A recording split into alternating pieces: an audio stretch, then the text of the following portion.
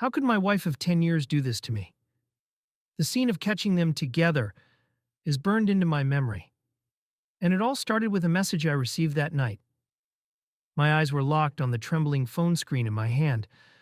The message revealed undeniable proof that my wife wasn't at work that night. Years of trust shattered in an instant. Grabbing my jacket, I rushed out the door, my mind racing with a single question. Could this really be true? I parked my car in the lot of a modest hotel. This was the place mentioned in the message.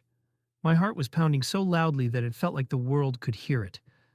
Sliding my phone into my pocket, I entered the lobby.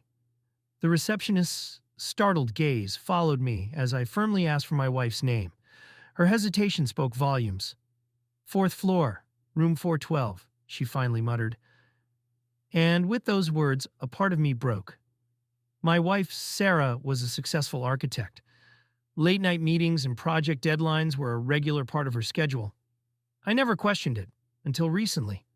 Over the past few months, her behavior had shifted. She kept her phone on silent, dismissed my questions with vague answers, and grew more distant. That night, when she came home, she greeted me with her usual warm smile. But she overlooked one detail. She left her phone on the table. A notification sound woke me later that night. The message I saw confessed her love to someone else. The sender's name froze my thoughts. Ryan. Ryan wasn't just anyone. He was a family friend we had known for years. The disbelief overwhelmed me. Surely, this had to be a mistake. But deep down, the pieces were starting to fall into place. As I started uncovering more about Sarah's life, the lies unraveled. Those business trips were just a cover. Every alibi had cracks. And Ryan, his presence in our lives, suddenly felt like a betrayal I hadn't seen coming.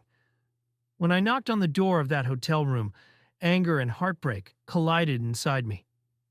The moment Sarah opened the door, her face drained of color. Ryan stood behind her, his expression frozen in guilt. The silence in the room spoke louder than any words ever could. Tears welled up in Sarah's eyes as she began stammering, "It was a mistake. It got out of hand." But I wasn't there to listen to excuses.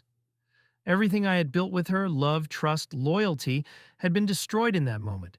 Before walking out, I left her with one sentence. "Mistakes define people, Sarah, and you're no longer part of my story."